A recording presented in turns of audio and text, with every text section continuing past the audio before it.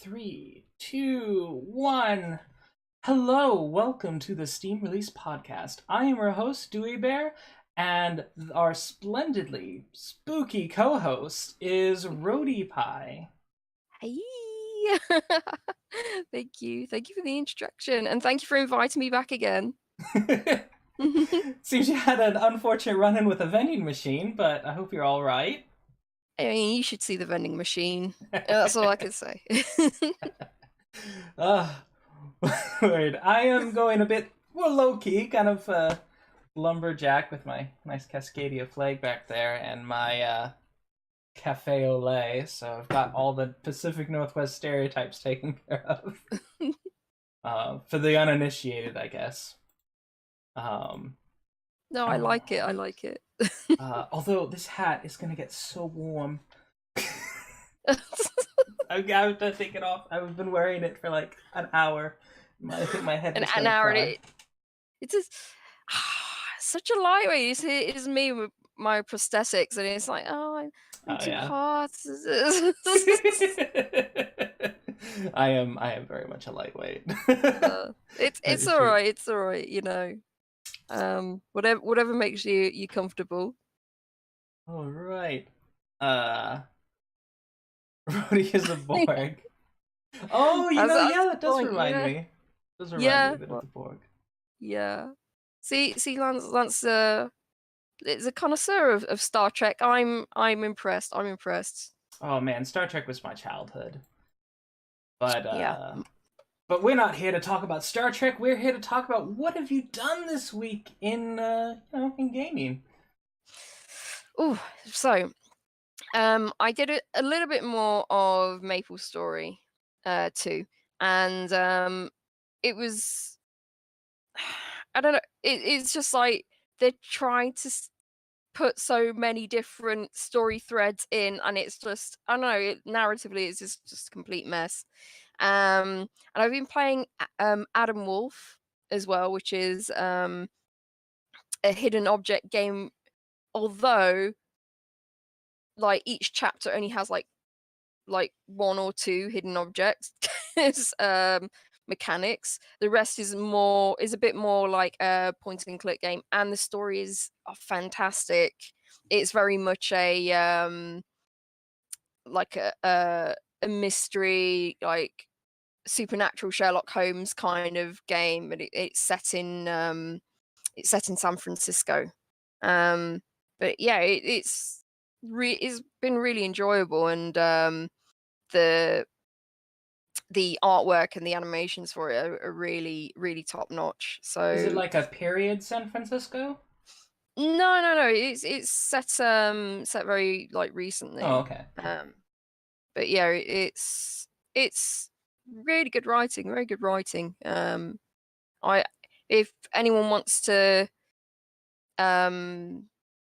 dive into a sort of hidden object game, sort of light kind of game, and they look really like, detective stories, I would definitely recommend it for people. I've just finished the third chapter out of 4. So yeah, I'm close to the end, but they are working on another season of them. So yeah, I can't wait for that already. I've also been streaming Franbo. I'm on the final chapter of Franbo, and just the more I go along with it, it seems to be going back to the that sort of creepy aspect of how it was in the shocking visuals, and that's like more interesting to me. But it's still like, I'm glad I'm streaming it and not playing it by myself, because I don't know if I would have run out of steam by now, because it's just not, it's tonally all over the place, and like other people have been watching it with me and said, I don't get what's happening with the story. There was a thread of a story, and now it's kind of gone. So, it's like, what's happening anymore? Yeah, exactly. It's a Coke can, Akio, but welcome to the stream. Glad you could make it. It's making me think of, when people like crush cans on their forehead, and you're just like, Yeah, oh. you're just like, whoops, Ah! slightly missed.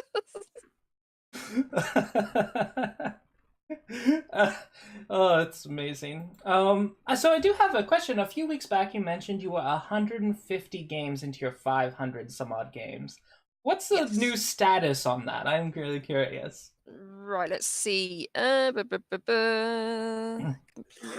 I have actually put a completed file. So 153, and I should complete 2 more games this week, so it will be up to 155 this week. The end of this coming week, I should say. Well, that's So another yeah. 1% down. So Yeah. you're making progress. This is it. I mean, it's especially if I get like caught up in an MMO like I was with MapleStory, it can take me like a couple of weeks to get back Mhm. onto the clearing of the list. But once I get sort of focused again, saying, okay, I want to clear some more. I could like do like maybe a couple of games a week or something like that. So it just depends on how I'm feeling and what I feel like playing. Yes, Akio's right. Franbro is charming. Just wish it was consistent. Yeah. So, and I found out they are working on a Franbo too. Oh, okay. That was announced not so long ago, I don't think. So the But real yeah. question is, would you check out a Franbo 2 after your experience with Franbo 1?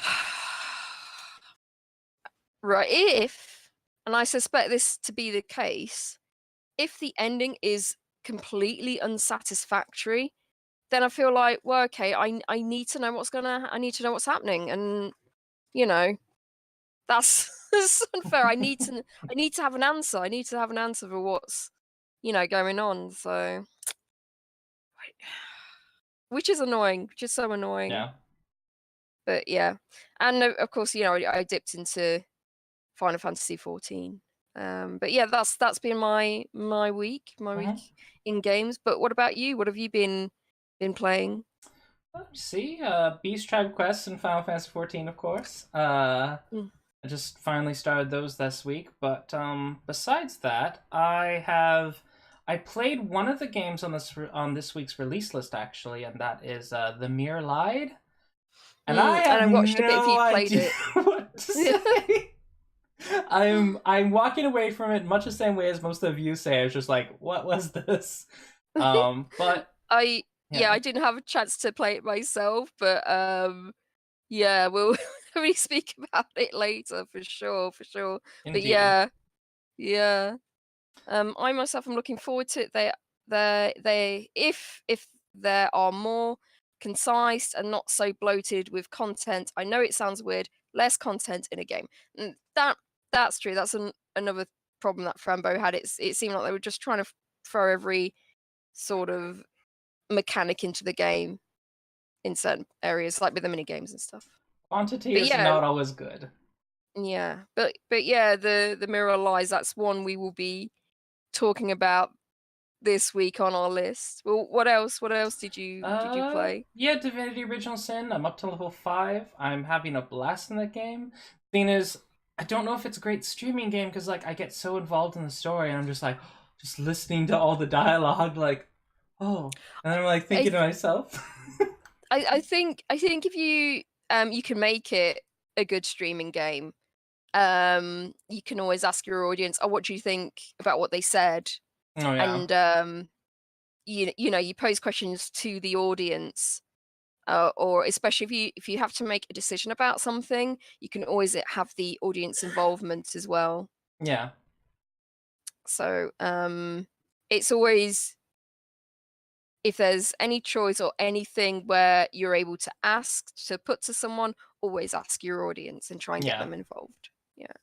Yeah, that's definitely a good idea to try in the future. Mm. Um, yeah, but it's a blast. It's so good. The story's so neat. And as Aki was saying, yeah, there's a lot of stuff is like, wait, I can do this? Like it's like the design developers plan for you doing so many different things and solving like even the first part where it's like escape Fort Joy, which is the opening part of it. there were 5 or 6 different ways that you can escape Fort Joy, and Wow. all of them kind of make sense. And like, there's some that are much easier than others, but it's very interesting, especially like some. And it's interesting because like I did some of the progress on all 6 paths, but I ended up only choosing one. But one of the paths made it so that the one of the other paths was so much easier. And it was just in this little thing. It was like, oh, I got this thing that's lets me teleport things.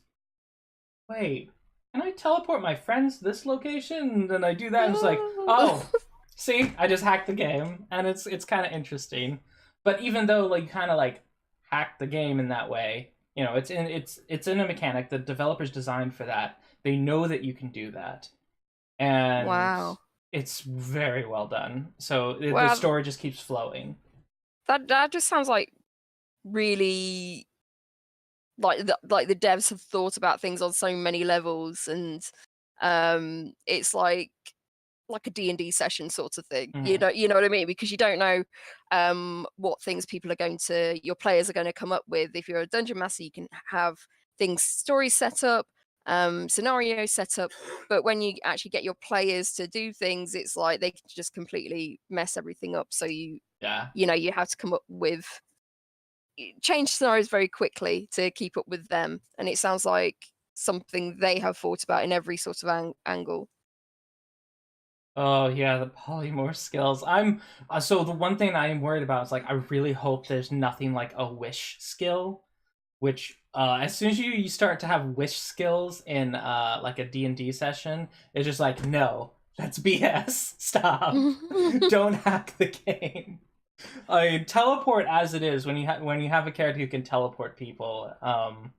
It's pretty like, oh, don't worry, I'll just take this item over to here. I can teleport 100 miles. Woo, okay. And you just like kind of skip so much stuff. Oh, I see. Yeah. But so far they've given you cool abilities, but they have like limits that they are very cognizant of and they're able to control for. So it's nice. Okay.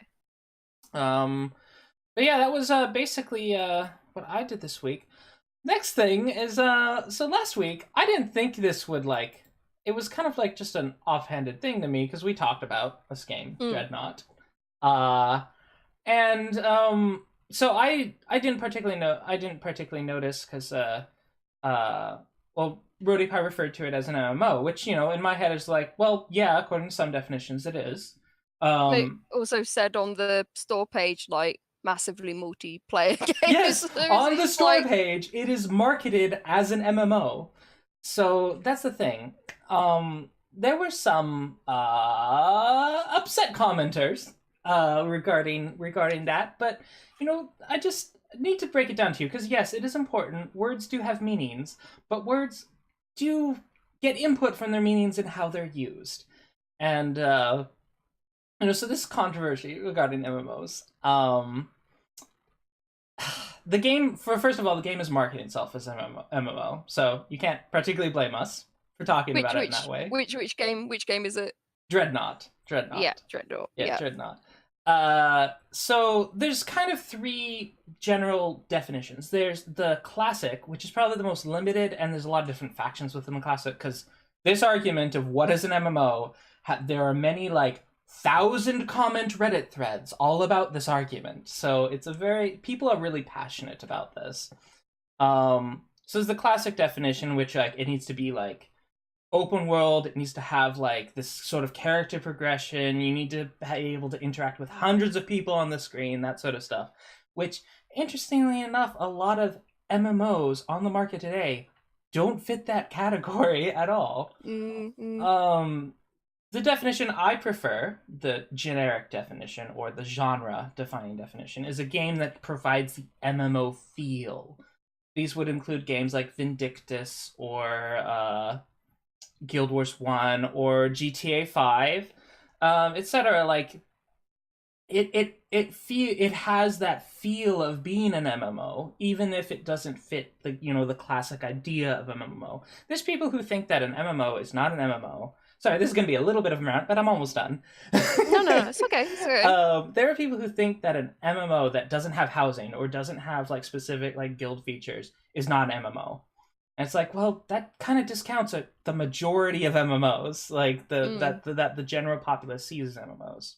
Yeah, because that like player housing Mhm. or guilds, that's only like a small factor in some MMOs. Like a lot of MMOs don't have them at all, but that's something that some MMOs will use to appeal to certain players. So it's like a feature Yeah. that if you like that sort of thing, yeah, maybe that's the MMO for you.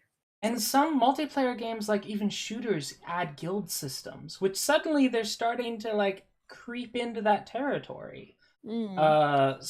Then there's the final definition, which is the business definition. Now, this is the definition that probably pisses off the most people. But when you look at businesses and like quarterly reports, they often report games such as League of Legends and World of Warcraft in the same category as being massively multiplayer online games. Mm. So and like League of Legends, like no, that's like it's 10v10 kind of thing. Uh, but it does have that sort of community uh interaction and that sort of that wider sort of community attitude. Is like there's the over character progression of getting to level 30, setting all your passives, which yeah, once you finish, like the rest of the game is just PvP and that's it. But yeah, it's when you have like the business people calling it an MMO, and then you have MMO news websites like massively reports on Diablo 3 because it's online, it has online multiplayer. So you have all these MMO news sites that also cover non-MMOs because they are pertinent to MMO culture. And I think that's the reason Dreadnought marketed themselves as an MMO, is because it does generally cater to MMO gamers in a lot of ways. So yeah, so that's the whole controversy. Rant over. Yeah. And keep in mind, guys, that we're not able to play all of the games on our list. What we're looking for is we're just browsing through the list of games, the massive, massive list of games on Steam, and we're picking out ones that look interesting to us that we might put on our wish list. We might buy sometime down the line, or if it's not a genre that interests either of us, we might know someone that would be interested in buying this. So that's kind of like the goal of what we're doing ultimately, just giving a spotlight on those developers that don't make it to the front of the releases this week list, because sometimes when people just log on to Steam, that's all they're getting. They're getting a few of these games, and everyone else is getting lost in this sea of shovelware. So we're just like seeing something that maybe looks interesting to us, based on trailers and screenshots alone. So if our maybe our opinions is not, you're not satisfied, of course, we're not saying you must buy this or whatever, but we're just highlighting things that we Yeah. find interesting. We're just wishing to provide a service so that you're able to find games that otherwise you would probably miss.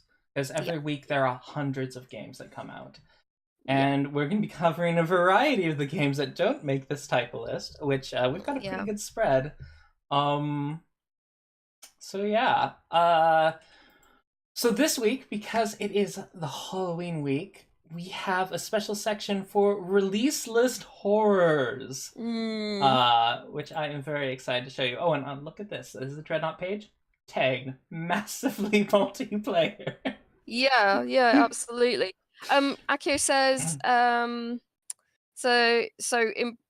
it is so impossible to know good stuff. So second, he said, I think I would have missed this. P.S. Second is a very good romp. Played it for 6 hours, and it's still got plenty of stuff to do, since card system and random map layouts are forever changing. Despite your starts being the same, it's fun and ever changing. So there we go. A proper review from Akio.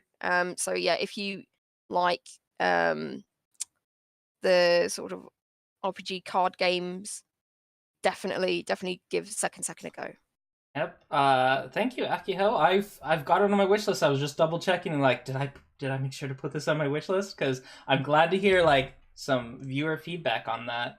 Also, Akiho, you made some very salient points regarding Destiny 1 and 2, and yeah, indeed, like as far as businesses go, yeah, like League of Legends and World of Warcraft are the same because they have comparable marketing aspects to them.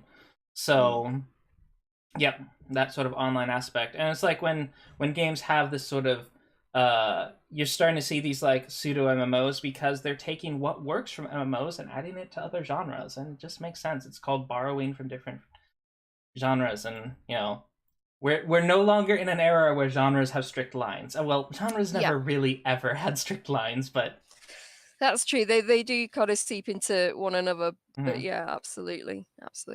Okay. Back on point. So what is the on our, we've got top 5, well, not exactly top 5, but ones that we want to demonstrate why they're bad, why they don't make our list, and you know, what's the problem with them. So the first title here is Pit of Evil, which is, so I have some kudos for this. Every week there is at least 1 or 2 dozen RPG Maker games that are released, and you can immediately tell them, you can immediately look at it and be like, oh, this is an RPG Maker game.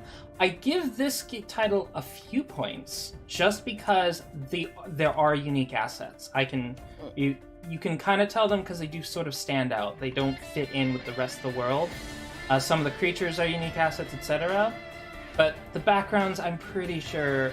I have RPG Maker at home, and I'm pretty sure I recognize a lot of these assets. So yeah. Rody, your thoughts?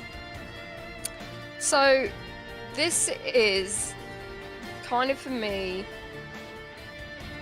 almost everything wrong with that I find with RPG Maker. Because it seems like now there's just a sausage factory for these games, and it's always, and sometimes people find it very difficult to find which are the good ones, which are the bad ones. Now it seems to me that what Pit of Evil is showing on its storefront kind of looks like the very beginning of the game. There's not a lot of like variety in seasons or locations or anything like that. So it's just like, oh, they're in the pit or out the pit and around the pit, and that's it. I think the one of the reviewers has summed up the game perfectly. So they said it seems it's sci-fi gaming, sorry. It says it seems interesting at first, old school 16-bit style JRPG, but the story is extremely lacking and the bugs are way too many. I spent an hour attempting to complete one aspect of finding a cell key just to end up moving on, and found that I had skipped a large portion automatically due to a game bug. It didn't prevent me from continuing the game, just made a huge gap of what the fuck happened and how. There are a few other things I don't need to mention, but I do not suggest this game. So, and they're charging like $9 for the, yeah, or eight quid in the UK, and it's just like, how can you charge for that? So these games rely on how intricate the pixel art is. Also, story is massive in these types of games, and if you don't get those right, which it seems like this guy's definitely not gotten the story aspects of it done enough, then I don't know how you can charge that amount of money. And It's and as Sorry, someone carry who on. has RPG Maker games in my library that I do like, um, the I think the best place for RPG Maker games is at some other like storefront, some other place where it's like, people can show off their creations. Like I love the RPG Maker forums. Those Mm, were great. You could find some real great gems in there, but at the same time, it's like I would rather all the RPG made games simply be downloads, and sometimes even purchasable downloads on the RPG Maker page in Steam. yeah, Um, yeah, because they're they really are more akin to mods of yeah, the RPG Maker product. There's some that are more unique and more special, but and I get that a lot of people are beginning to game developers, etc. But if there are double A and B games, like professionally made B and double A games that cannot sell at $15, and to try to expect to make $10 off of an RPG Maker title, no, not yeah. gonna happen. Yeah, and the main problem I have is that there are so many that come out, just people shoveling them on, and there's no one to really moderate them, Mhm. and we're lucky we got like at least 2 reviews this week of this game.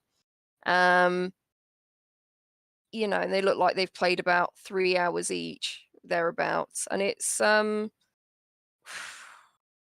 just for me, it's everything wrong with RPG Maker because it's just like you don't know what you're getting Mhm. half the time. You don't know if it's going to work properly, and you don't know exactly how much work someone has put into it until you purchase it. And it's like, and you might see a good deal, and you purchase it, you leave it in your library for ages, and then you can't ask for a refund. So that Yeah. just happens to me. And it's to a point where it's like, unless I hear particularly good things, as soon as see RPG Maker assets, I'm out. Mm, I yeah. skip over it almost all the time, unless it already has like really good reviews, Mm. or because we've featured RPG Maker games before. Like a Oh lot of yeah. them are Yeah. modded to such a point that you can't tell that they're RPG Maker games, Mm. and that's kind of what you have to do in order to succeed with RPG Maker. It's a cool tool, especially for a young person learning how to develop games. It's very good for that. And also, a lot of devs use RPG Maker, professional devs, to test out ideas, like in kind of just a simple playground. But those aren't products that get released for sale. No. So, No, and it's like it's such a shame because I feel like people like this have kind of ruined it for people who are very serious about mhm. making a game with RPG Maker. I Yeah, feel like there's so many people trying to get that Steam gold, what I mean? And they just ruin it for everyone else. yep, So yeah, avoid. A yeah. reason to avoid. So what we got next? What we got Uh, next on the the hideous next, the horror list? yes, the horror list, and we'll be getting to the normal release list after this. Don't worry. But our Mhm. next horror list title is Run Fairy, Oh which yes. words escape me regarding this. The only real redeeming quality is that they're selling it for 50 cents. Yeah. 50 sorry, 47p here. 47p. Mm-hmm. Um God. What is Oh, Mr. Mole doing? He looks like he's got an extra long mushroom or something. This is yeah, I think it's supposed to be a sledgehammer. yeah. Um, mm, just, just, mm, mm, This is something you put on itch.io for free and you say, look what I done made. You know, not put it on Steam and try to yeah. sell it. This is This like, is this is like one of the sorry. games you would pass over on Congregate. Yeah. Uh, Yeah, this is something you practice with making a game at the weekend or something like that. You don't have much time to make games and you're just a bit of a hobbyist. This is not something to put on Steam. It's yeah. And as you can see, no user reviews, even though it came out on the 24th. So, yeah. It's I wonder if there's anything in. Let me just check if there's anything in the discussions of people saying, "Why have you done this? Why have you put this on there?" No, there's nothing. Usually, like, especially if they are games like that, they usually have like cards or something, because that's how they make their money. oh. Yeah, so they sell the games for next to nothing, and they have those Steam cards and everything like that, and that's how they make money off it, and of course, the people gaining the cards do as well. Yeah, they've released so Halozuna Games has released 1, 2, 6, 7, 8, 9, 10 games this year. And this year. This year. That's unbelievable. That's games. like digital homicide or something like that. Yeah, I think we just discovered a like mini digital homicide. Oh god, I need to inform Jim Sterling or something and say, look, there's another one like this. I mean, that said, they have one title that has mostly positive reviews, but this doesn't even look like it's made by the same developer. Because you know what there probably is? They're probably like a cover name developer. It's probably many different developers who use the same name, which is not a good strategy, by the way. I wonder if this is like an asset flip or something like that, though. Like they've bought the game, the assets as is, and just put it up on on Steam platform. It is possible. Like some of the graphics are distinctively look like they're made in paint, even on this well-rated game of theirs. Suspicious. But yeah, so this is another thing that another sort of thing that we find. My word. Why is there FBI man among cats? I know this is it. It's also, I think, just assets just being flipped. Oh, there's no. Another one is A Killer's Sorrow, which you can almost immediately tell. I saw this game. My eyes zoomed to it because it was like plain background, plain font, nothing else. Immediately you're like, oh, this is gonna be a doozy. What did you even want? Okay. Can we be silent for the trailer one moment, because that's interesting. Yes. What did you even want from me? What did you mean by I will pay? Serves you right. Mommy, why is that man walking towards us? You're on the wait.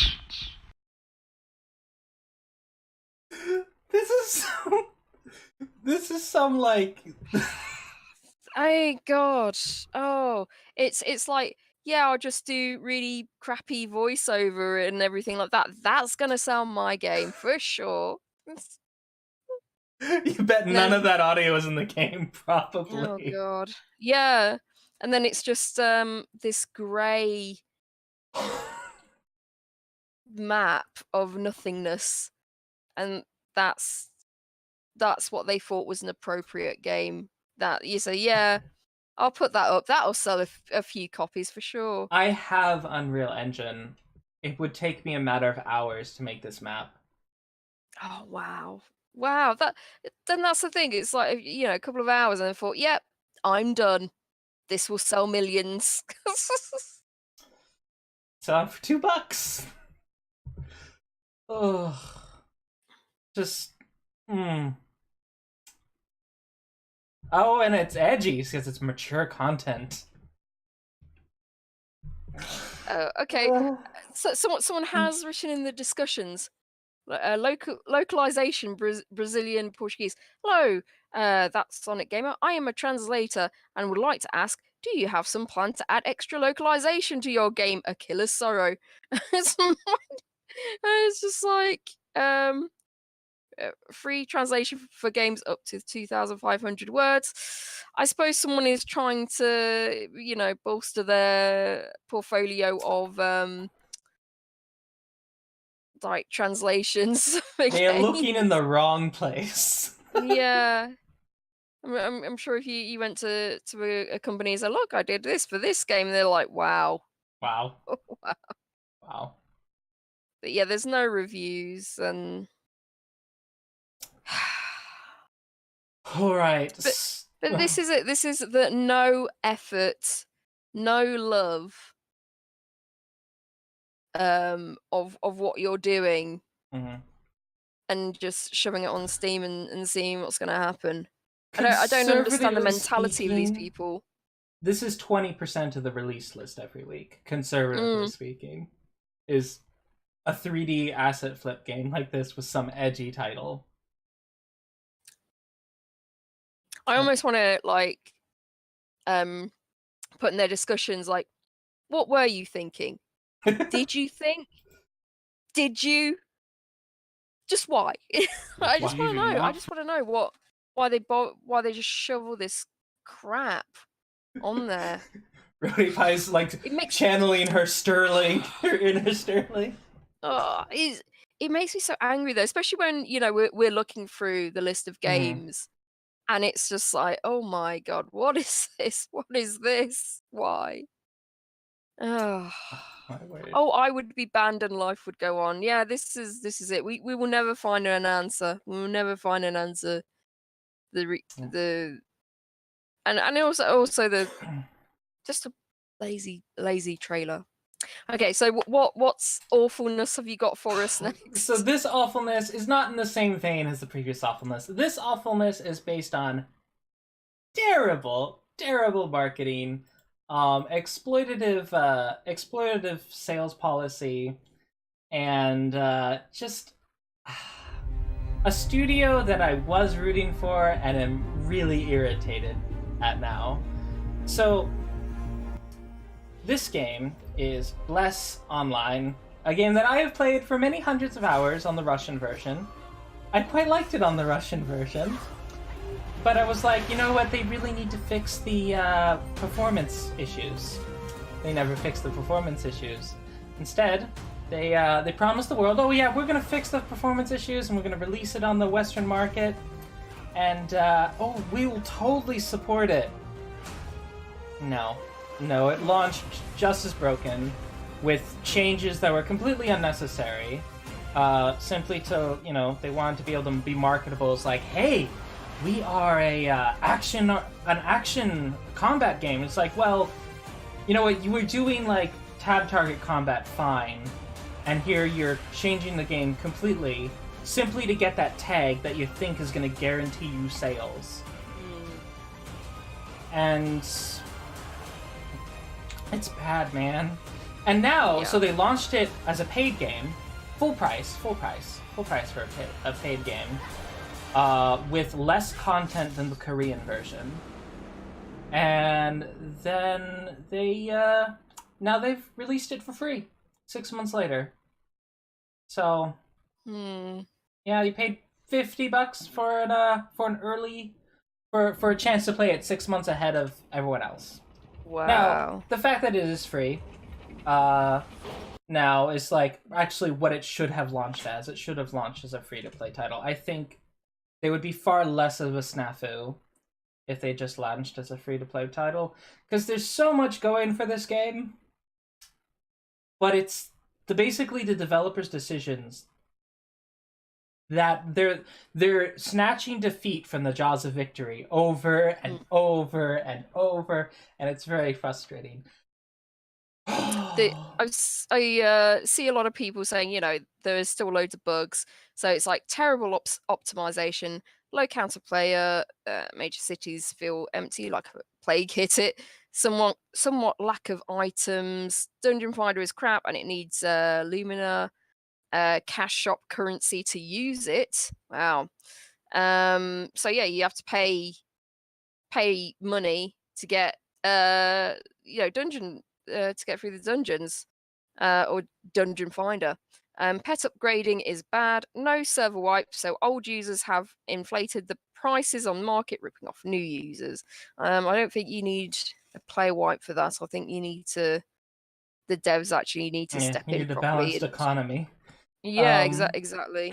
But yeah, I saw some people couldn't even launch it as well, and it's and they've got no support. It's no support at all. What's fascinating about this game too, if you look into the files, they basically, this game is something like 75 gig, and 2/3 of that at least is just filler assets from Unreal. Like they have like modules in the files for shooters, for isometric RPGs. Like they have all these different control settings for like games that this game isn't even in. They didn't bother to remove the filler assets from the client. So there's all this excess folders. It's not all compiled into a single like DAT file. It's all these separate little folders. It's just like, oh my god. They didn't know what they were doing. Now, and it's so upsetting because the artists on this game, the music that was done for this game, the voice acting that was done in this game, fantastic, spectacular. The Russian version was amazing in so many different aspects. And a lot of it was just like, oh, I'm playing in Russia, so part of it's the lag. Part of it was also the performance. Excuse me. It's just that it had so much potential, and because they were chasing market trends, so they're basically, the marketing department was guiding the development, and that's another not a good thing, because they had something. One of the reasons why cities feel so empty is they got rid of the NPCs. And one of the reasons, so in the starting areas, there was this long, personal story for each of the different races in the starting areas. They removed that to streamline it because, people don't like long leveling experiences. Well, now you've completely removed all the context of the story, which was, well acted and directed and written. And you've basically cut out the first third of that plot line. and so now you're just dropping into the middle of the plot line, and it's just like, God, that sounds like an absolute mess of a game. It sounds like they have just put the game out because they had run out of money, and it sounds like, unfortunately, some what a lot of games have to do. They have to ask themselves, do we work on this and polish it, and but maybe lose some staff, or are we going to put it out now and continue working on it, so but at least we'll get in some money, because there are people that want to buy it. So they have to weigh this up, but it's annoying, but that they've actually done that to players. Yep. This is the most expensive Korean MMO ever made. Most expensive. Okay, so another game. So not perfect. A lot of people have their issues. Black Desert. Y'all have probably heard about that. Do you know how much it costs to develop the core engine of that game? $1 million. Wow. 1 million. That's it. They only spent $1 million on developing this game. This game, the core assets, just getting the core done, last I checked, was 80 million. That's insane. For a game that doesn't work because they didn't optimize. That's incredible. That is such a waste of money. It's like you had all that money and yet you can't get it to work properly. Yeah. Unbelievable. And that said, so the hybrid combat system that they have is pretty, the one that they made is actually, pretty serviceable. It was very unique, which was neat. But again, they tried to market it as an action combat, and the thing is with action combat players is if it's not action, if it's not Black Desert, probably the best action combat game out there is Black Desert. It's far ahead of any competition. If it's not, people hate hybrids for some reason, which I think is somewhat unreasonable, But it's just like, oh, it's a hybrid. Like this isn't true. Like tab target, this isn't true action. This is terrible. And it's like, no, like there's a place for hybrids, and it did that fairly well. But again, performance, which is all they had to do was improve the performance, and it's what everyone's been saying since 2013 is to improve your performance. It's so upsetting to me. No, it would upset me because it's like something you're looking forward to, and they couldn't be bothered to make it run properly. That's what a waste, absolute waste. Hans Zimmerman, of he did the soundtrack for The Dark Knight. He did the soundtrack for this game. Oh my god. Mm-hmm. Oh my god. Mm-hmm. They spent a lot of money on this game, and they not only that, the lore behind this game is amazing. Like they have books and books and books of lore and like writing stuff. They had so many aspects of their team that were working amazingly well on this, but they didn't pay for programmers, clearly, because the programmers didn't do anything. Like they didn't improve the performance, etc.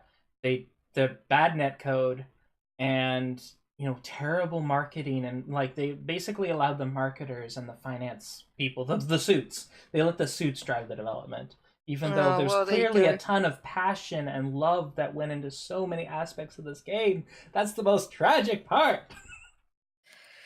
The thing is, I'm hoping it's going to be kind of like a Final Fantasy 14 situation where they've crashed so hard, but because they've put so much money into this, they're going to say, look, right, let's try and fix everything that's wrong with it and relaunch it or something. Yeah. I'm hoping it's going to have that sort of situation. Yeah, so what it looks like is they're probably abandoning this version of the game, because this runs on Unreal 3. There is an Unreal 4 version of this game coming to consoles. Right. So with fully run, and that means they have to go through the console certification process, which is going to demand that they improve performance. Oh, that'd be good. That'd be good. So the console version might be good. Steam should have something that Steam should really have. Mm-hmm. It's like your game needs to run properly before people are able to buy it. Yeah. Simple, and here's the thing. Like, a lot of people are like, "Oh, if it was bad once, I'm never gonna forgive it." Like, it's that sort of thing. It's like, what? Games change. They do update. They do patch. Studios that were like, like everyone loved them. Everyone used to love EA, and if you like listen to how the old CEOs of EA used to talk, like it's called EA for a reason. It's Electronic Artists. Oh yeah. Back in the day, they were great and everyone loved them. But then the suits got involved and everything went to hell. And in the reverse can happen too. Like the reverse happened with Square Enix. Like Square Enix has now been gradually turning, like they're still faltering every now and then, but in general, Square Enix is making games that people want. And for a while they weren't. Yeah, absolutely. Although they still talking about cutting up content and selling it as DLC. So we'll see. We'll see how Square Enix does in the next few years.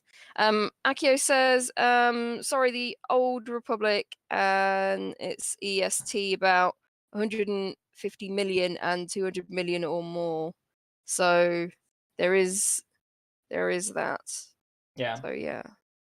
Yeah, well, Korean MMOs tend to be much on the cheaper range. Like the average Korean MMO costs sub 10 million to develop. And yeah. So sorry. We probably have overrun with Bless a little bit. Should we go to our last? It's not that I want to cut you off. It's just like we gotta get moving. I'm so passionate about this, but we gotta get moving. Gotta cool down. Yeah. Okay. Let me see. We have the last horrors, Gachi Heroes? Yes. So, I'll let you see the trailer and you could guess who picked this one. Rody? What is this?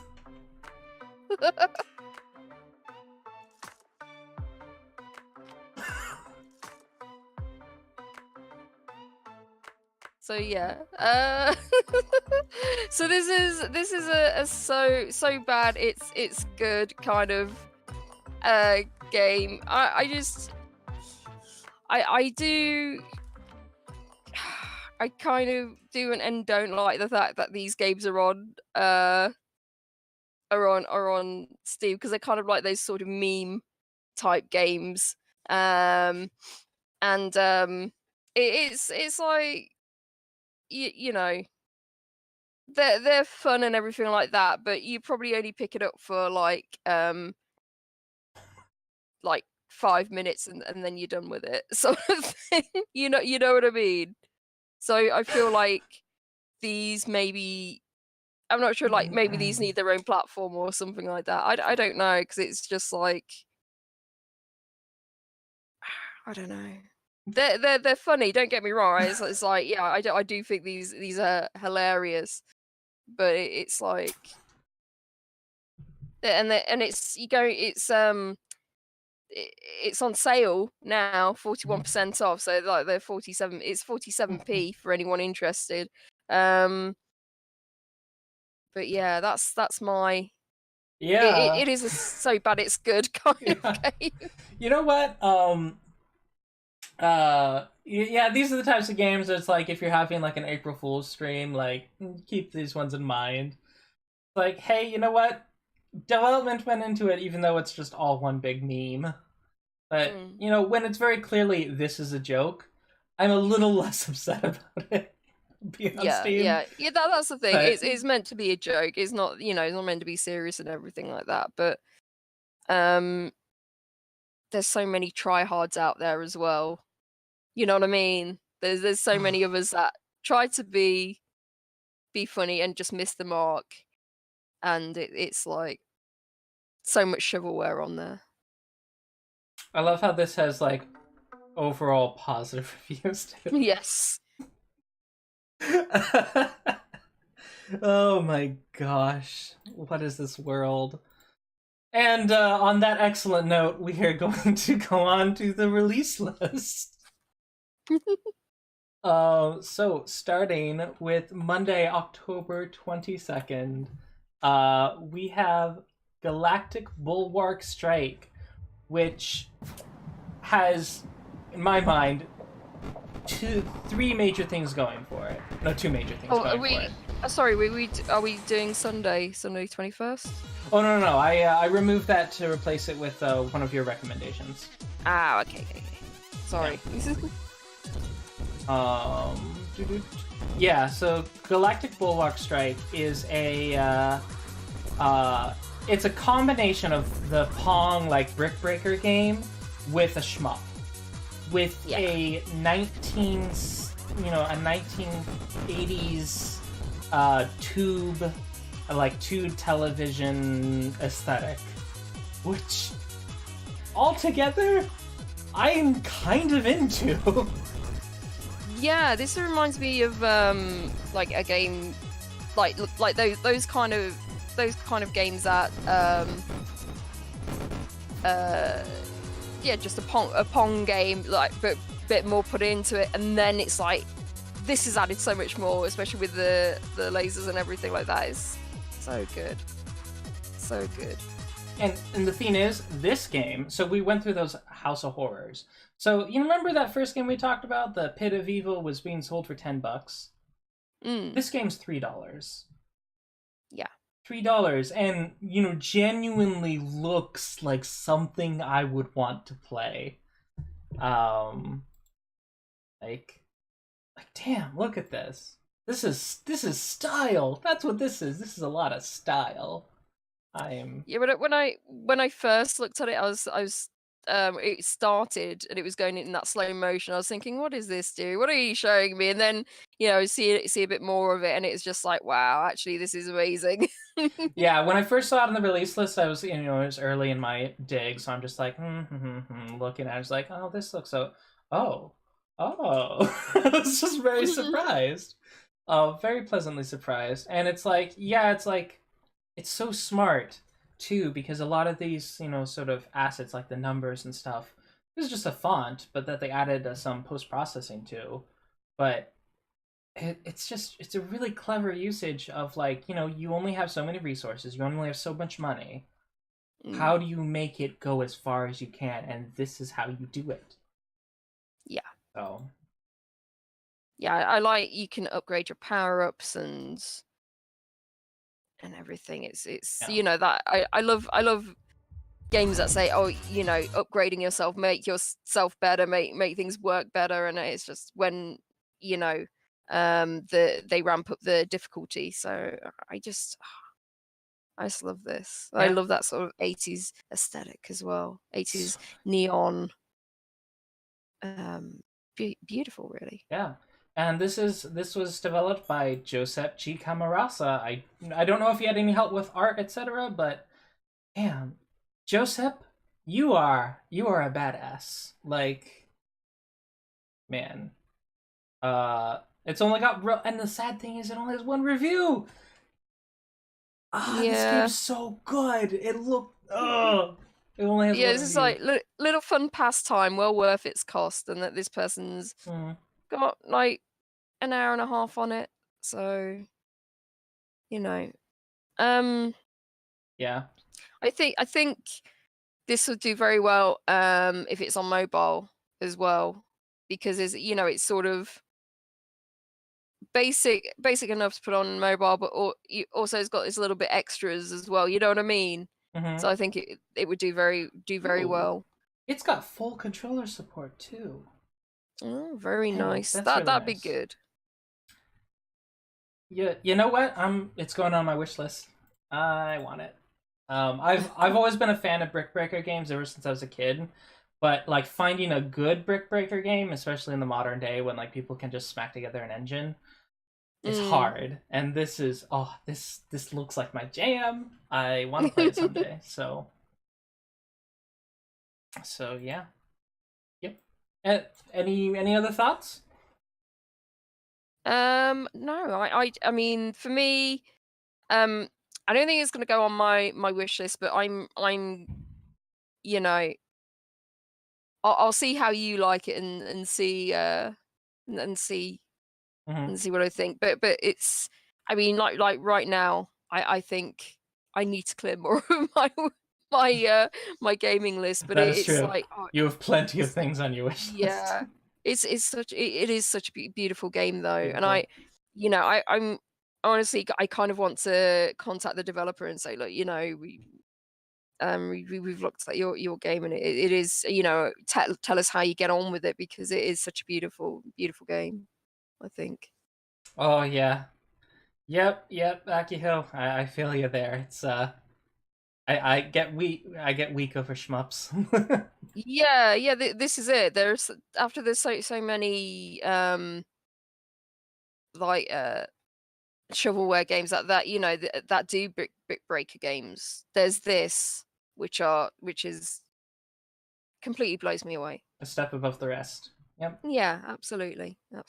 Right, and this was actually a hard list to compile this week. There were quite a few decent games that came out this week. I do have to say. Yeah. So just because we're not including here, there were good games that came out this week. Just so you know. Yeah.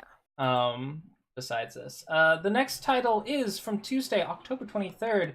Do Not Feed the Monkeys.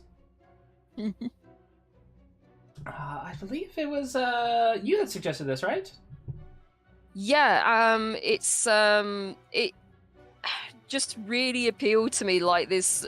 I really like the sort of the artwork style, the animation. It reminds me of those old sort of point and click games, and you have to sort of spy on people, and you're not allowed to like interfere, and you're investigating them as well. And it's just I don't know, it's just something like you could watch them do something interesting or something that they're not supposed to do, and I don't know, that catching people doing weird stuff, I don't know, it just something appeals to me so much about this, and it's gotten got very good reviews so far. But yeah, I think you're trying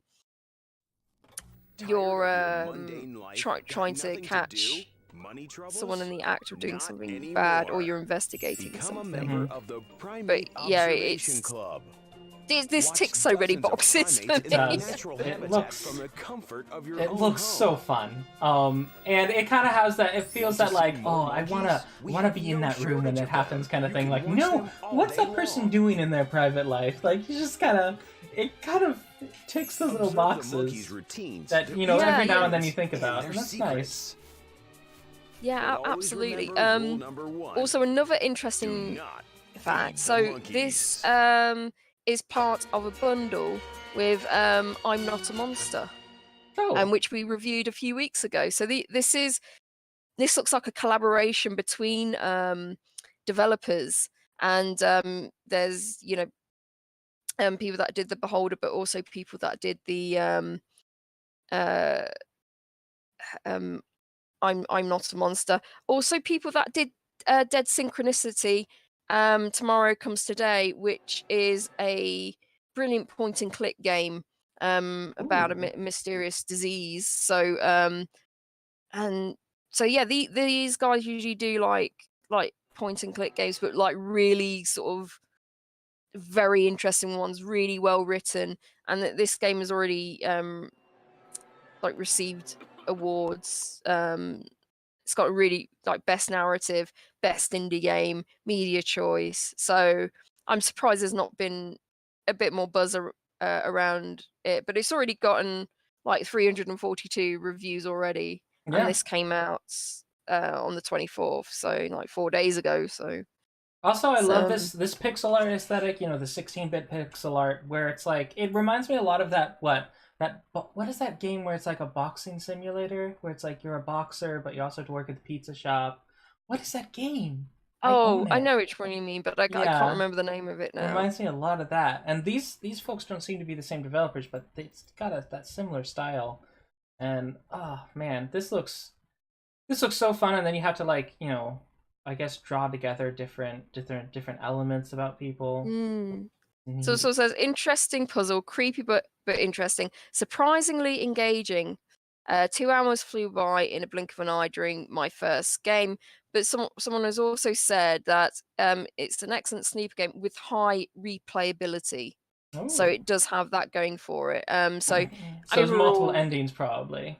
Yeah, I'm seeing 15 hours, 35 hours put into the game, or 4 hours, or just over 2 hours or 3 hours put into the game. So it seems like if you just want to play it just the once, it's going to just be 2 hours for you.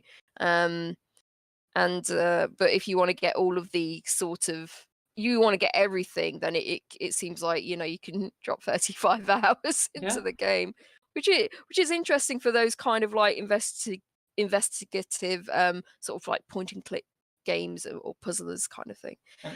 It's on sale, special promotion now. It's got 20% off in the UK, and it's about £7 here. Yeah, 10 buckaroos here. So this is going on my wish list. You know what? Yeah, it's got to go on my wish list. This game looks too good to pass up. I've got to check this out eventually. Yeah, I'm curious at because a lot of times you play these games and only the ending changes. You just do certain things just to get a different ending. Whereas I'm wondering if it's because people do things at different times of the day, are you checking out the surveillance differently? So it's kind of like that whole Sexy Brutale, where it's different times. Yeah, it's if I did it this at a different time, I'm gonna have an entirely different thread. I'm gonna be yeah.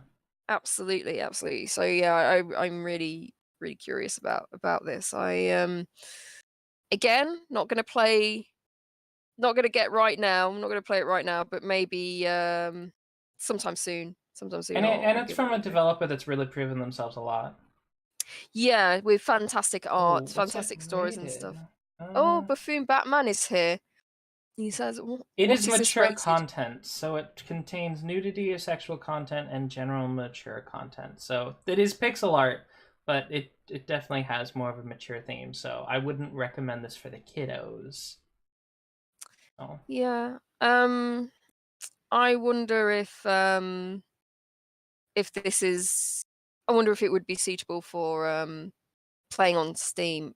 Sorry, Twitch. On Twitch? Because yeah, because then they Mm. might they might be a bit funny with like certain nudity stuff. So, but you know, we'll. Yeah. I mean, Twitch allows a lot. Usually there's specific It games does. that they ban. Yeah. Although saying that they wouldn't let people play Leisure Suit Larry, Oh. and they would only allow them to play one. I can't remember if it was the original version they were allowed people to play or the remake version of it.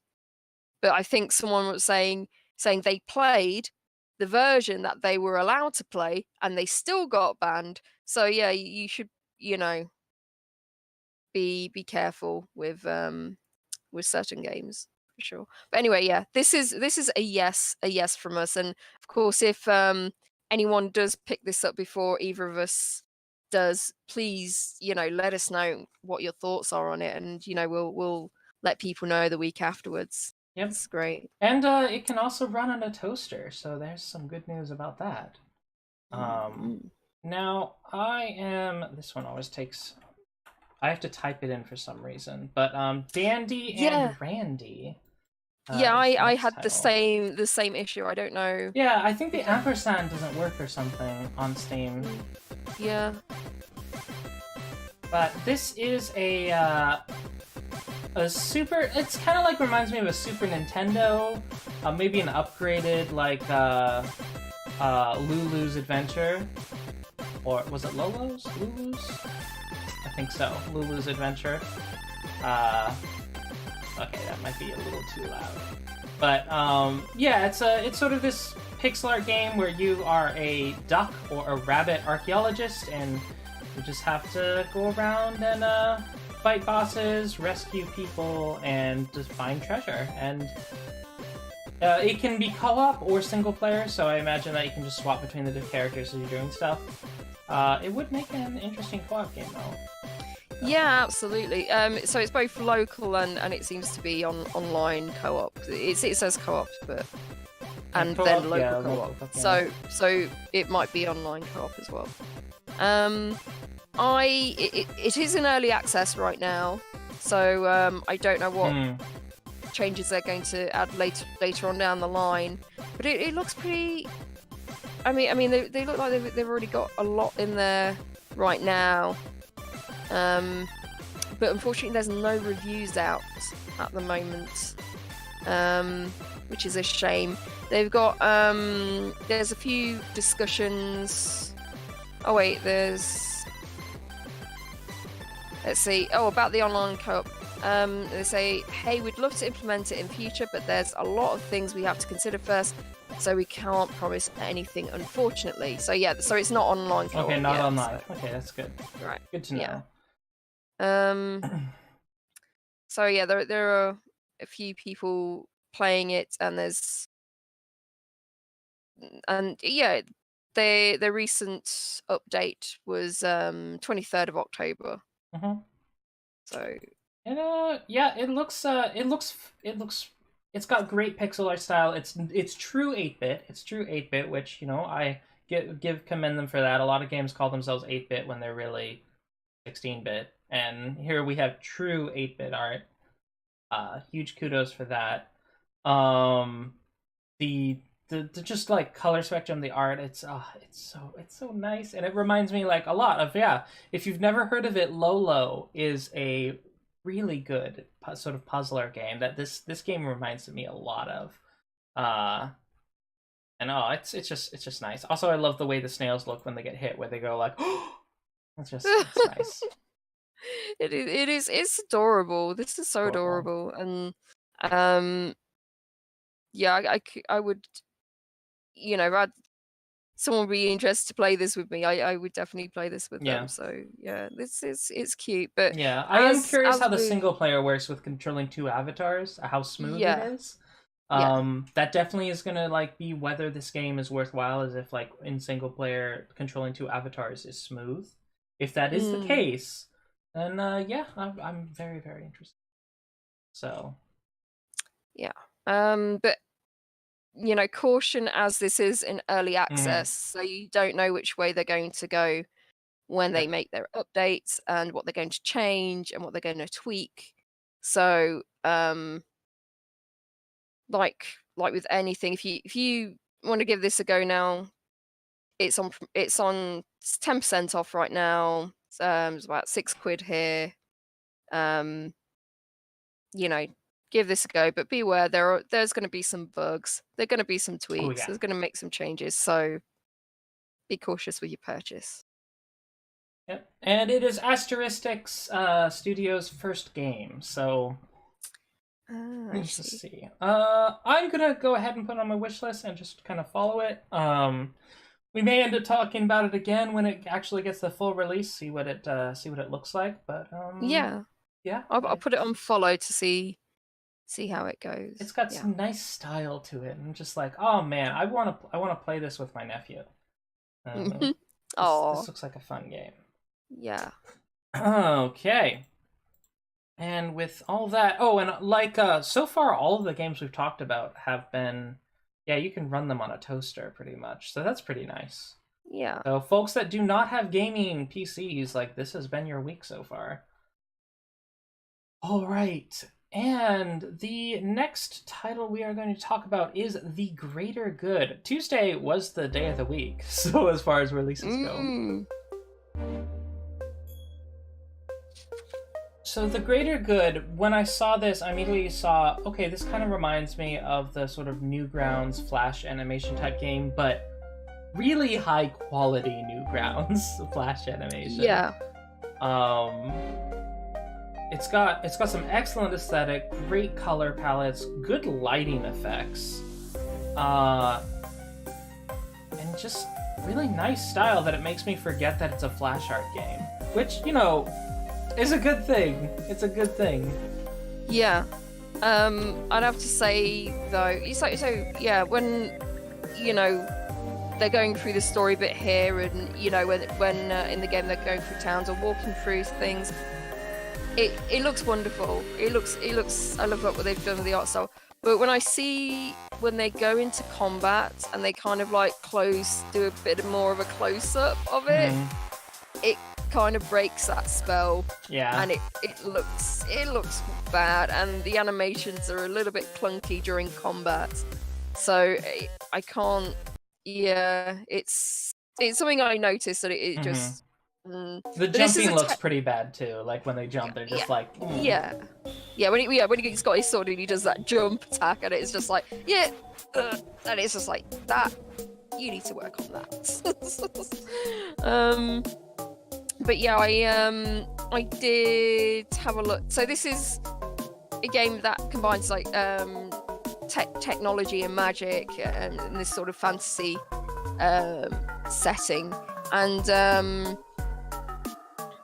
so if you like that sort of fantasy kind of RPG sort of thing, I think this is for you.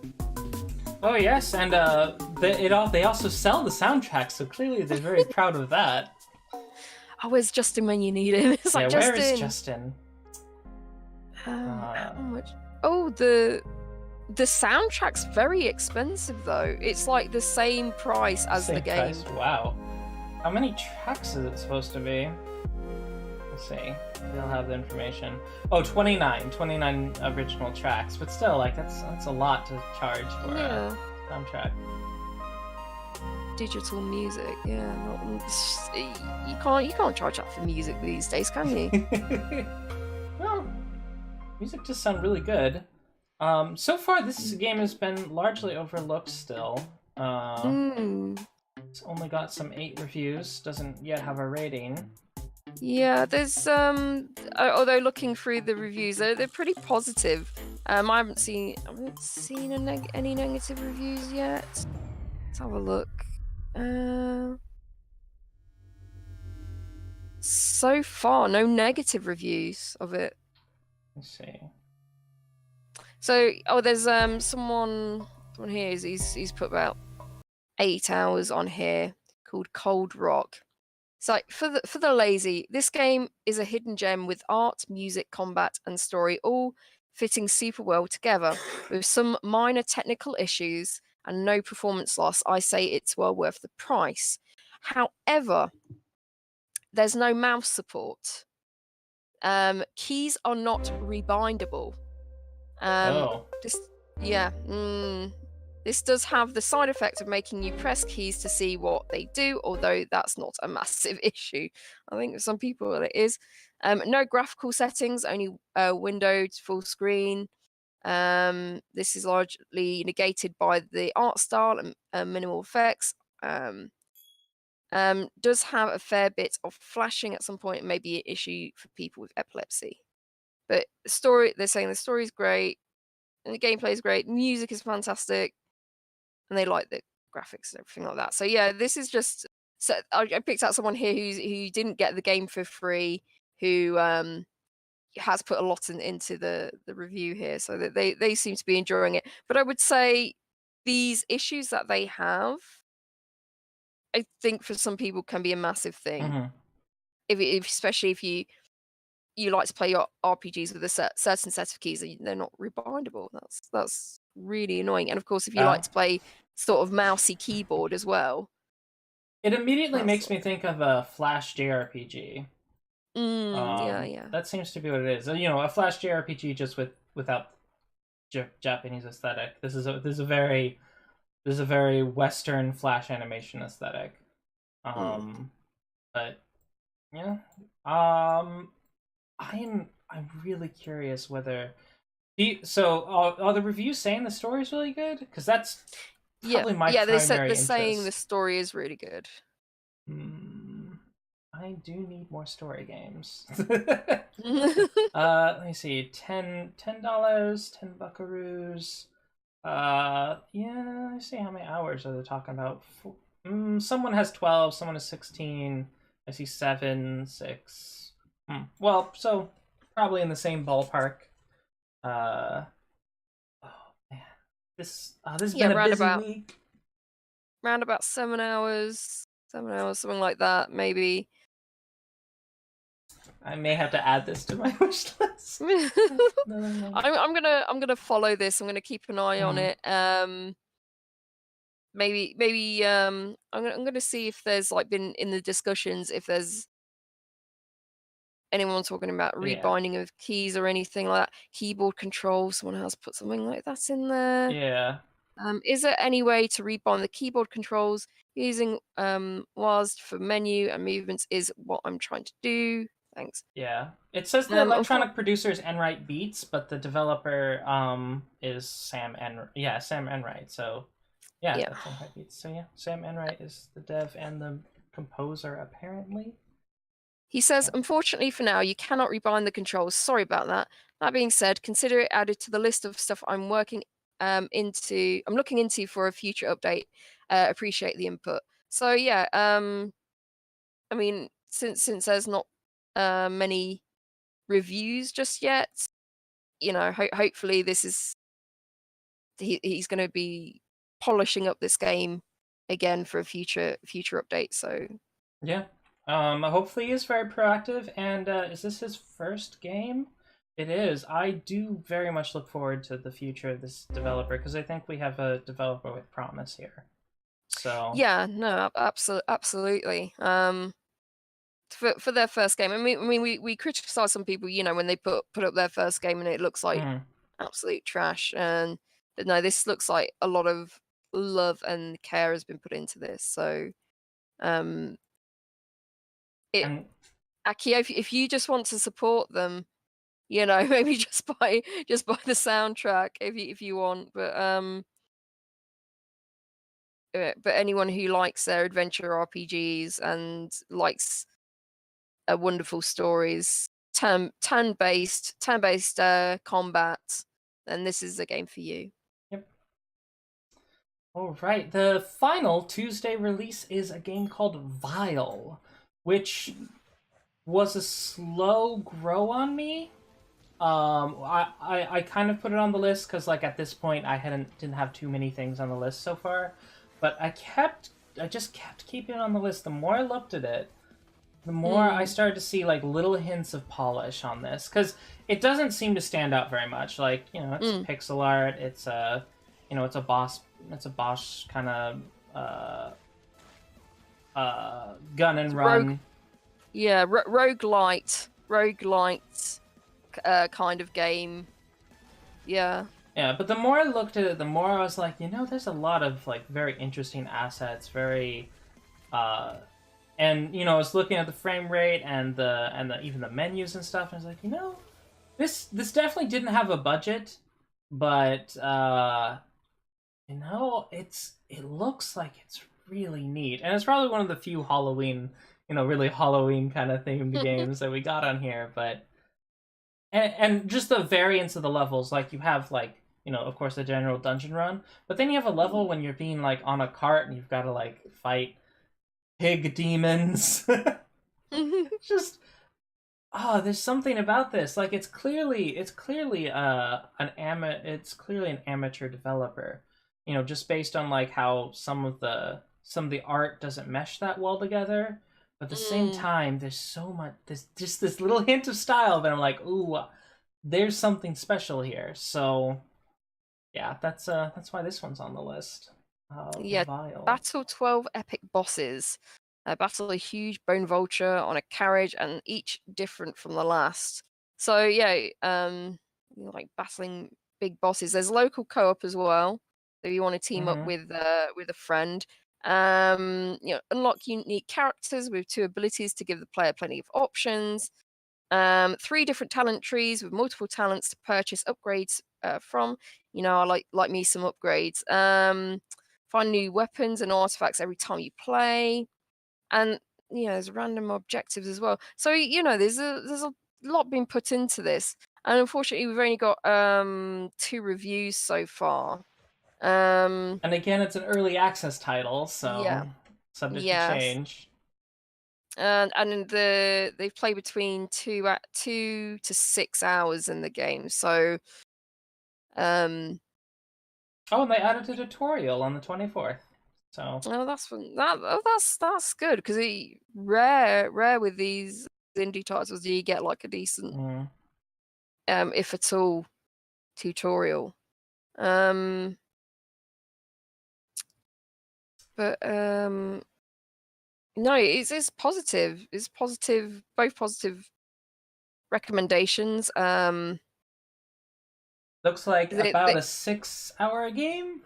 Yeah. Says maybe more guns, etc. Maybe a boss challenge mode or new game plus. Maybe, you know, there'll be a bit more polish. Maybe they'll add some more bosses to it. Who knows what they're going Yeah. to do further down the line. And they've I don't know. At the moment, it looks like, you know, somewhat of a weekend distraction for you. Although that's what again, I'm I'm not mainly sure about the getting. price. It's like £7 Yeah, here in the UK. pounds, $10 here in the States. So yeah, I think I'm not sure. And this is their first game as well, and it comes with a soundtrack. Yeah. Yes, comes with the soundtrack. Apparently, they're very proud of their soundtrack.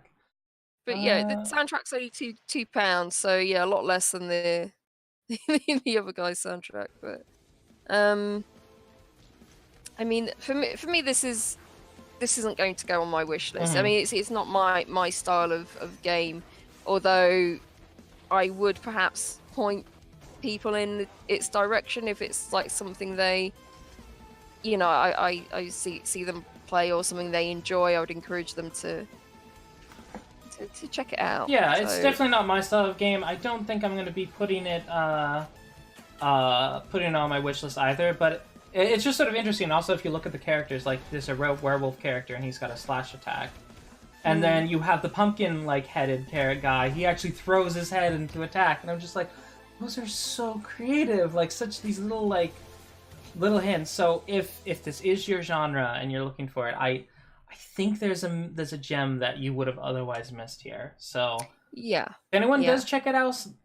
Let us know what you thought of it. Mm. Because I'm very curious. But no, it's not going on my wish list. Mm. And that wraps up Tuesday. Next is Wednesday, October 24th, and a game I'm very excited for. Lethal League Blaze. For those of you who may have been, I think it was last year, there was a game, Lethal League, and this is the sequel, which is the same game with 3D graphics and new characters and new courses. Is basically what it seems to be. I just, first of all, I just love the art style. I like that sort of comic book spray paint aesthetic. But yeah, this is I like the description. Banging beats and mad style, Lethal League Blaze is the most intense ball game you can play online with up to 4 players. Oh yeah, so the original Lethal League, which this seems to play very similarly with some different powers and upgrades that the characters have, but it was a blast. Like this game took me and my friends away from Overwatch for a few weeks. As we played it together, because Overwatch is the game that we played together for.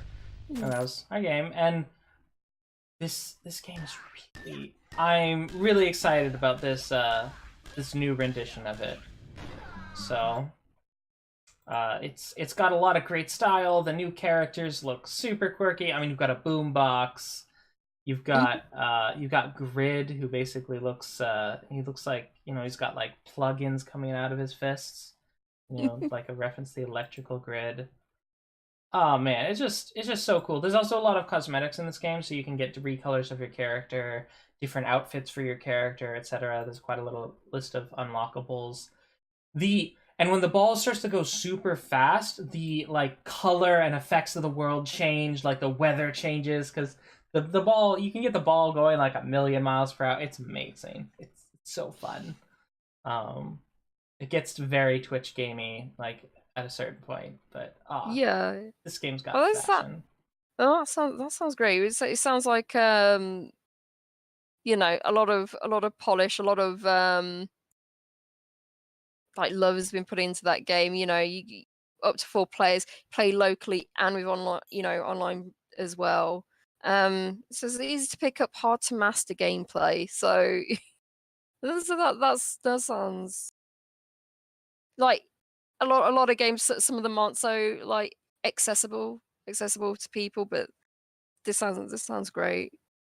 So so a ball game and with fighting in there as well. Yeah, Akio was kind of expressing that. Oh yeah, the world goes super anime and it's so fast and insane. And it's basically, yeah, you have no idea what's happening. Like what? But yeah, people who are really good at like Twitch reaction are amazing in this game, and I think this game has the potential. Like they did try to do a bit of a kind of a league thing with the previous game. I don't know if this game's going to get an esports league, but if they keep growing, like we could get developing a bigger and bigger presence. I could see this entering into the fighting game esports arena. That'd be good. It's really fun. It is a really fun game. Really fast. Yeah. It's overwhelmingly positive, and people have. Someone's clocked 159 hours on it already, so that's dedication there. Sorry. No, I was just gonna say that this is a proven developer. They're asking $20. I will tell you right now, if it's as good as the previous game, it is worth the $20. So yeah. So this is going on your wish list. Oh yeah, for sure. It's I hadn't heard of the first game before.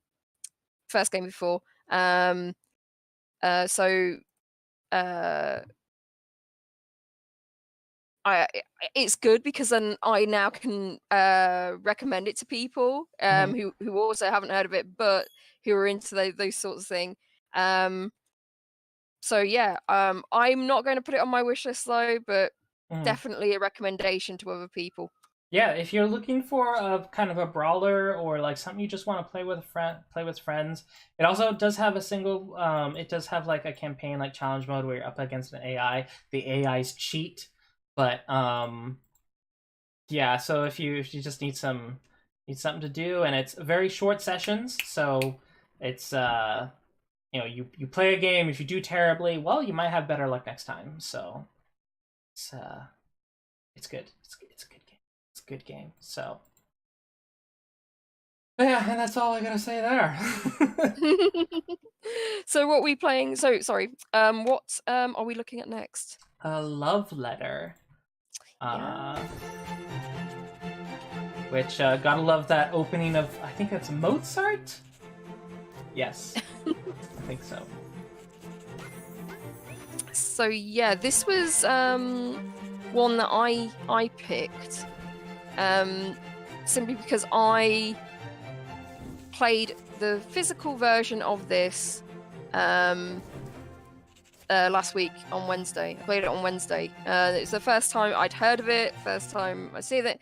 Then when I was looking through the list of games this week, I stumbled on this and it's like, oh my god, yeah, we have to talk about this. We have to talk about this. So if you're into those kind of board games or card games, to play with your friends, this is for you. The games are very fast though. It only takes about, sessions of probably Mhm. about 15 minutes or something. But basically, you deal each person a card, and then you go, when it's your turn, you pick a card out of the pile, and each card represents a move that you can do. So there are like 8 different from the princess to the guard, and you play either one of those cards in your hand. So you got 2 cards in your hand, you play one of those games, and they will give you an action. What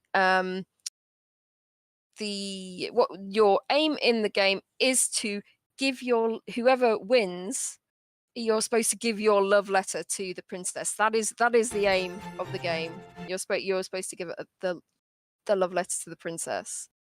So It reminds me a lot of a game called Guillotine. Which like of course the condition is a little different where it's like you just have to not lose your head. But there's a game.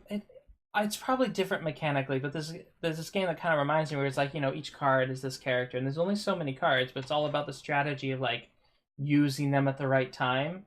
And in the game of Guillotine, it's deciding like in what order it's set in the French Revolution, and it's in what order all these different like innocent and not so innocent people get get their heads chopped off by the guillotine, and it's all about like using your skills to move them around, and you try to basically get rid of all the other players. So and that can be very quick and easy to do. I have to say though, I did win the session on Wednesday.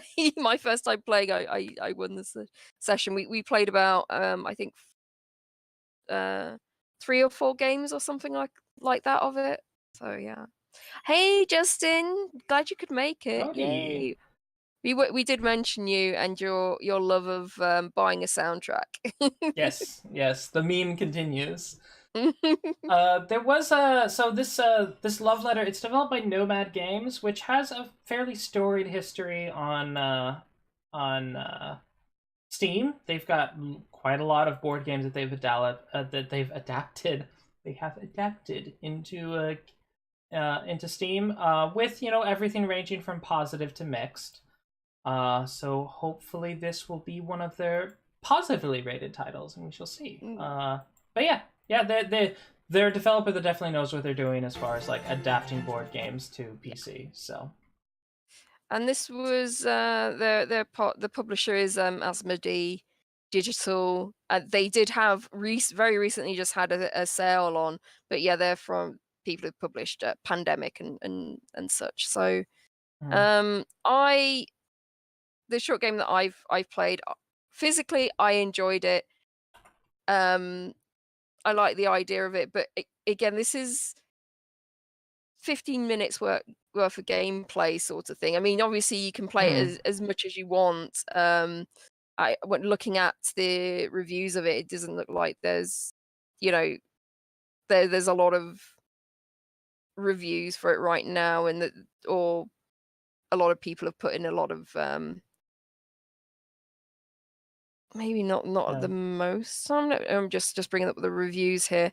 This one's put in 11 hours, but yeah, 4 hours. So yeah, it depends on how much you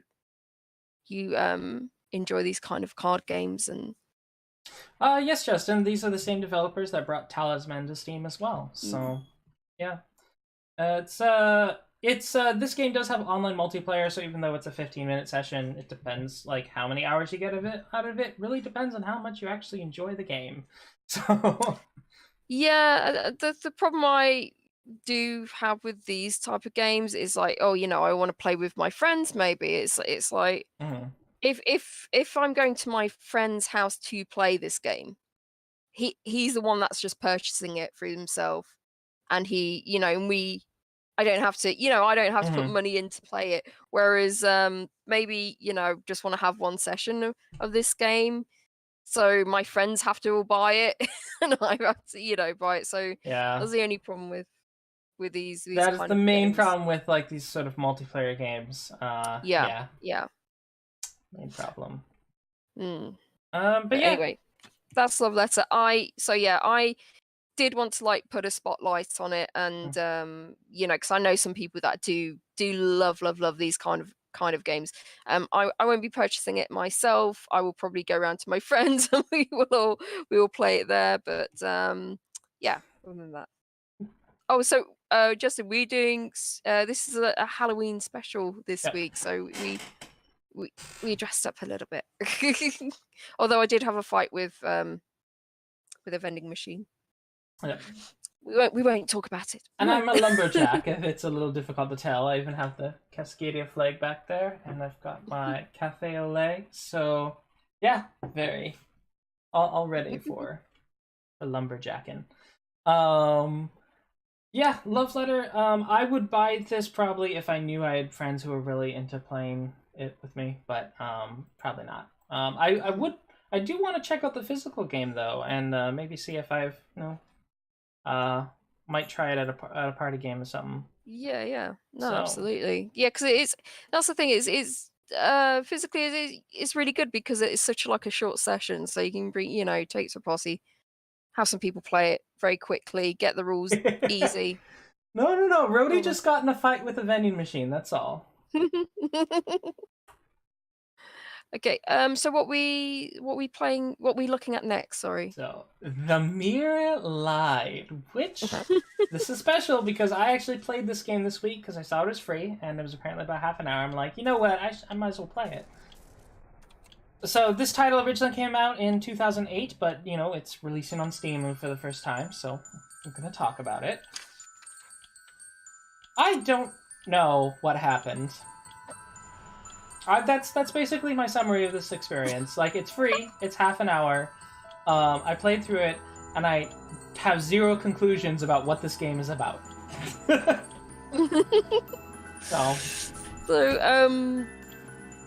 Yeah, no, I watched you sort of like play the end, and obviously, like, just those 5 minutes that I watched, obviously couldn't grasp what was going on anyway. But it's from a developer that I deeply respect, Freebird Games, which is they did To the Moon, which is probably, it's not the first game I played on Steam, but it was one of the first games that I played, and it on this platform, and it's they kind of use like RPG Maker. This I would say is a good. They use it very well because it's non-combative RPG Maker, and they're using it to just tell a pure story. Although there are things you go around, you pick up things and you investigate and this, that, and the other. But the stories are so kind of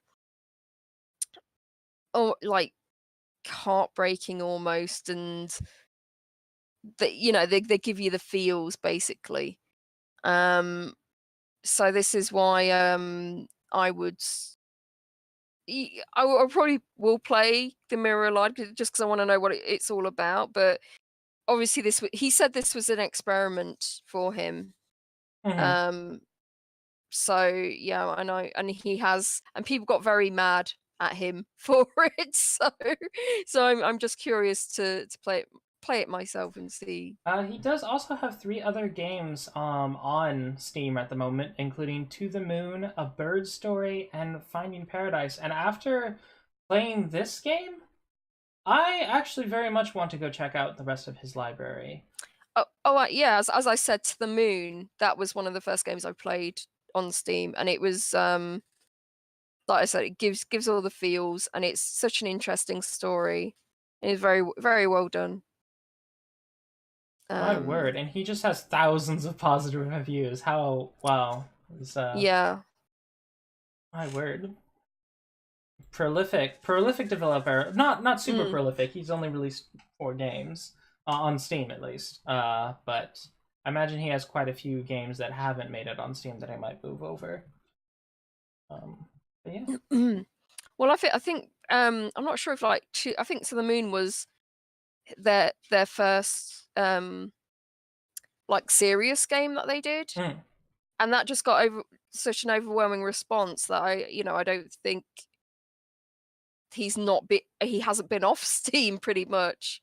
So I think he's been consistently consistently successful with what he puts out.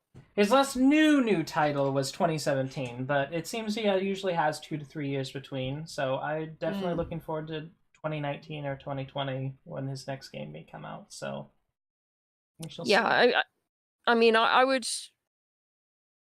I am going to play this. I am going to play this eventually. But any of his other games, I would definitely say play To the Moon. I have tried to encourage people that are not into computer games or video games to play To the Moon, because it's such like a fantastic story and there's no like combat aspect to it. So, I try to get people to play To the Moon to say, look, this media is like can appeal to so many people because it is trying to tell stories in a different way. Alrighty.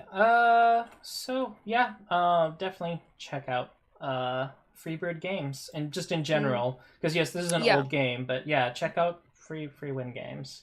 Freebird. Yeah. Freebird and Games. This is RPG Maker done right. Yes, RPG Maker. Like, if you're using RPG Maker, this is what I'm gonna want to feature on the release list when you do something like this. Like, use the engine, use the tools they have available to you, but do something special. And this is an example of that. All right, so next is going to be Furwind. This is the final game of Once upon a time, of the week. a huge forest, all beings And lived in peace. you know what? I was kind of debating whether to include it, but this is sort of an interesting situation where like the marketing and the the promo artwork didn't interest me, but then I saw the gameplay and I'm like, you know what? This looks pretty good. Of darkness. So of course you play an adventurous fox guy who bounces around and tries to save the forest. And you know what? I'm down for that. It's a sweet little platformer. I immediately thought of actually quite a few people on Twitch who regularly play these platformer games, and this one looks interesting. Yeah, so we all know, we all have that one friend who's absolutely adores platformer games. So this is like, this looks so adorable, and I like that there's a bit of a story going on, and I think maybe this could appeal to them. Mm-hmm.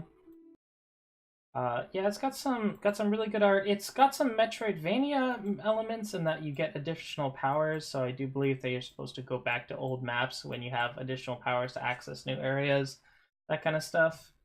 Yeah, it looks fun. It looks quite fun. So Yeah, there's looks like so far people have only racked up like 2 to 5 hours on it. Mhm. It's and just positive reviews so far. How much is it? How much? So yeah, it's promotional 10% off. So it's like £6.47. yeah. Which Once and upon I think if you're like really into those kind of games, maybe that's not so bad. It But may be a little. I also feel that there's so many of these platformer games out there that maybe they could have just lowered their price just a little Mhm. bit. But we'll see. I'd like to see more reviews come in for this and see how long the actual gameplay for it is. Yeah, indeed, and it does have full controller support, so that's another thing. But yeah, platformers are not super my thing unless they're really special. And this one, though it does look very nice, I don't think I'm gonna personally go out and play this one, unless someone really recommends it to me. But it definitely seemed worthy of being on the list this week. So. Yep. Oh, and it's Boomfire Games' first title, so it's pretty nice. This is the type of game I want to see as your first game. So yeah, exactly. So put a lot of effort, put a lot of love in. Yeah, it's nice. It's nice. Yeah. Furwind seems up. Yeah, welcome, Godless Weeb. I'm glad you can stop by and razz me a bit. Yeah. So, and with that is the entire release list with this week. We made it through episode 6 with. Well, there is a special mention. There is a. We did a special mention. So Party Hard 2 is out. I completely skipped over Party Hard. My word. So looky, I'm here to. This is why I get paid the big bucks, people. Yes, Party Hard 2.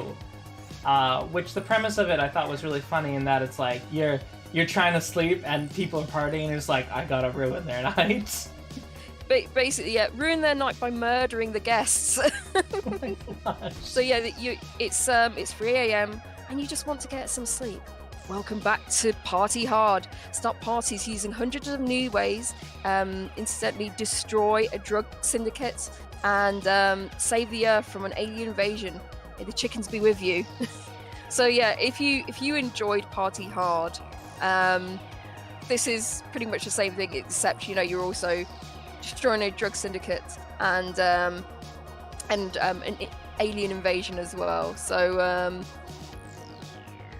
and what else? It's got crafting. There's a crafting in it as well this time. So it's like like they've got a lot of extra things in this as well. Also a Twitch integration, which would be interesting for anyone who does play Twitch. But if you love the first game, you're bound to love this one. It's got such fashion and pizzazz. Oh man, this looks like a definite crowd pleaser game. Yeah. Just very beautiful. And a really messed up premise, which is also kind of charming. So yes. I mean, this is like one of these perfect things for Halloween. I think this is just this is great. It is on a promotional discount this week, and £13.94. Obviously, you're in the States. How much is it? How much is it in the States? Oh, it is $17 or $18. Normally But 20. this is like, someone that's proven they've got a great game, good game history with here, and so far very positive reviews. People have clocked up 7 hours, 20 hours. There's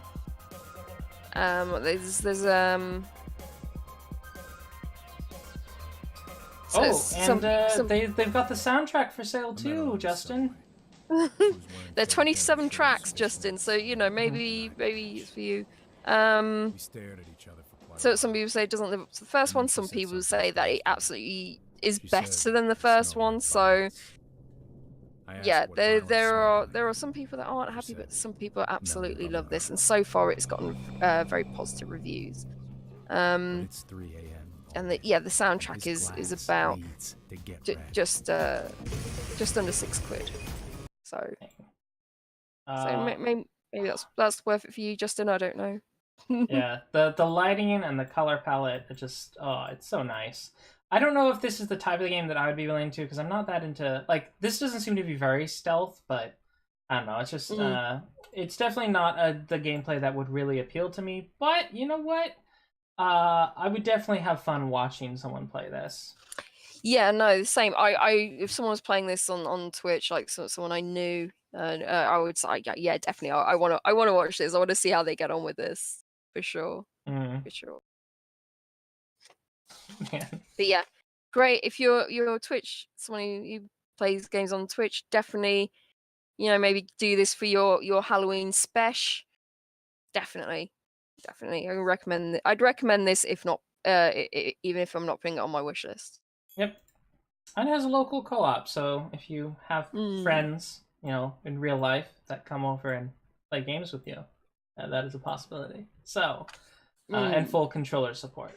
So this is especially for people who have Steam TVs, like, you have the sort of plug-in into your TV and you can actually, like, play Steam games and stuff. Or the Steam console, but no one has a Steam console. Yes, so now we are done with the release list, actually. I was jumping the gun. My dyslexia just made you skip right over Party Hard on the list. saw a lot of funny names of games this week. Which I love. I have mentioned a couple of times before. This week, the funny game name that I found is Fap Queen. So the names of these things. Oh my goodness. Clearly on the next like awards list title. Like obviously. My word. But yeah, thank you for having me on again. I'm glad to have you. I hope you see, I really do love going through these games and just looking through the list as well. It's just like, cause usually I wouldn't, because it's just if I hear something from someone or if I like recommend it, I not often actually, if at all, go through Steam itself and dig through, or it's something that they've recommended because you have such and such a game on your list or something like that. So yeah, and through that system, a lot of other indie games get overlooked. So doing this and watching you, of course, I'm able to add a few. My wish list has not gotten a lot bigger, but yeah, it's been good. It's been a lot of fun. So thank you for inviting me and having me on. And I hopefully I will be back again, guys. But yes, next actually, let me see. I've got a few guest hosts coming on this next month, but yeah, I think I've got you planned for 3 weeks from now. Yeah, and hopefully I might be able to come into the chat next week. So guys, if you like jumping on, like the people who follow me, if you like watching me do the podcast, please, if it's on at a reasonable time and we can jump in and chat, I will be in the chat chatting away. So Stu will let me know, and I will let everyone else know. So we can all talk about Yeah, the Roadypie wonderful has an games that you- excellent stream. Granted, it's like UK time, so I'm not often Yes. able to catch it, unfortunately. But That's right. yeah, it's That's okay. It's cool. She's always got like a special pizzazz going, and you never know what game it is because she's going through her entire Steam list library. So Yeah, I'm plodding along on that and getting a few more games hopefully done this week. So I'm hoping like 2 more games will be on that complete list. Tuesday we'll be playing Franbo, which fits into my Halloween special. I will be doing a Halloween special on Tuesday, 9. Well, actually, I will be starting a bit earlier because I will be doing a makeup session. So I'll probably be starting maybe at 7 o'clock. So you'll see me do my spoopy makeup, and then we'll play Frambo. But also, I will be doing a giveaway. I will be doing a trick or treat giveaway, and nice. these for specifically for the people that have supported my channel from the start. So it's like it's not for everybody. If you're watching this and you think, oh, I'll drop in to get something for free. No. This is for my dedicated followers. And guys, I really hope that you can make it on Tuesday, because you'll be in for a chance to win something. Oh yeah, Crackers is here. Thank you for joining us, Crackers. I hope he'll be able to make it on Tuesday sometime. We'll be playing from I'll be streaming from 7 o'clock and probably finishing about midnight UK time. So if you guys can drop in, please do. Yep.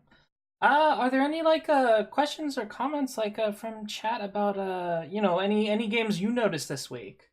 Or just any questions for us about the podcast, etc. Just go ahead and add them there. In the meantime, I'll just go ahead and plug my channel as well, and just say, yeah, I'm playing through Divinity Original Sin, and Final Fantasy 14. Those are basically the 2 things you're going to see a lot of on my channel. I'm gonna have to like pick Rhodey's brain a bit on giveaways, because I have no idea how to do them at all. So I'm just like, oh no, I'm just going like commando style. I'm just like going right. I'm going to write some names down on a piece of paper and put them in a little dish and like roll them around and pick a name out. I'm not because this is for the people that have followed me. It's going to be selected people rather than just people that have jumped into the channel, because you know what I mean. If it's someone that's just jumped in because it's like just a giveaway sort of thing, you know what I mean? Finn Batman, as far as revisiting games that graduate from early access release, so they do show up back on the release list, and I'm not going to necessarily make a policy as to whether we definitely don't or do revisit, just because I'm not going to trust my memory to know whether we went through that game before. Yeah. But it really depends. If it looks good enough to be in the top 10 of that week, then yeah, we probably will revisit games that come out of early access. But I mean, it could be like a special like what we've done this week, and last week, special mentions. So yeah, it could be if either of us remembers or has noticed, then it's definitely will go in a special mention. Yeah, I feel. Yeah, but if we do remember it or etc., like I'm not gonna establish any like hard and fast policy about it though. But also if our viewers do bring up like games that they noticed came out, do please let us know, and we may add it to the list or at least have a shout out about it. So yep. Yeah. Oh, also for my viewers, UK has set the clocks back by an hour. So oh yes. So Daylight savings time coming over here too. Yeah. Oh, So keep that in mind. I will put that on Discord. Some of you I do message personally. So I'll let you know. All right. And with that, I guess we can sign out and say farewell. Thank you so much for stopping by, and I hope you enjoyed. And you found some games that you may want to put on your wish list this, especially with the holidays coming up. So yeah, thank you so much. Yeah, thank you everybody. Thank you, and I hope to see you all. Maybe next week. Dewey will let me know what time he will be going live with his next guest. Yes. Yeah, I've got to figure things out. The next guest, he's from Sweden, so different time zones. So I'm going to be trying to figure out what time's going to work best. It may even be a case where like we record it. We record it on Saturday evening so that it's Sunday morning over there. We'll see. We'll see what we do, but yeah, we'll see. We'll see how it happens. But yeah, I still have to iron that out to a degree. But yeah, until next week, signing off. Thank you so much for stopping by. And up goes the post game.